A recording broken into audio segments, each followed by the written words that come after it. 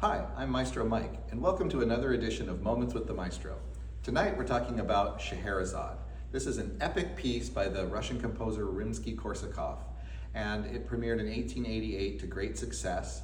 He could have called it his first symphony, but in reality it's a tone poem of 4 movements that tells a big story, and that's one of the themes that we're exploring in this concert. So the story of Scheherazade is that there is a sultan whose wife was unfaithful to him. And so he decided that to get revenge, he would marry a new woman each night and then kill her the next morning after the wedding night. So this went on for some time until the Sultana Scheherazade volunteered to be the next bride. But what she did is she began to tell him a story the first night, and she spun out a tale, and right when it got to dawn, when he was supposed to execute her, he was so hooked on the story and wanted to hear what happened next that he decided to spare her life for one night so he could hear the next part of the story. And so the next night she did the same thing, and once again she left a cliffhanger that he just couldn't wait to hear, so he said, "I'll spare your life again." And this went on and on and on for 1001 nights until finally he relented and said he would not kill her after all, and she became his bride and the Sultana. So it's a very interesting story.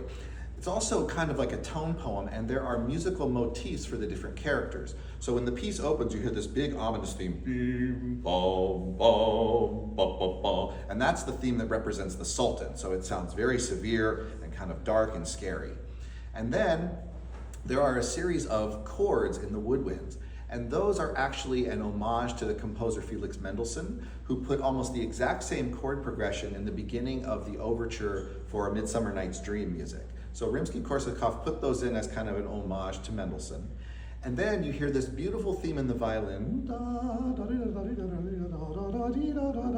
and that represents Scheherazade. That's her voice, her character, and then she begins to spin the tale. And so after that opening sort of violin cadenza, and by the way, the violin represents Scheherazade in the story, then you hear the rest of that movement has like Sinbad, and it has the theme of the Sultan, and the whole story spins out from there.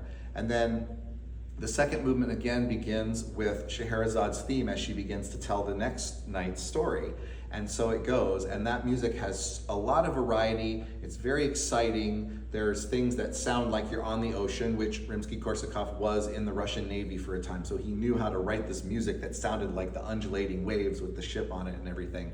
And so it's a really fun and exciting, dramatic piece, even this many years later. It sounds like a film score. You know, if Rimsky was alive today, I am sure he would be one of the most successful film composers, because he had a way of orchestrating the music in a way that was very colorful and dramatic and really tells a story.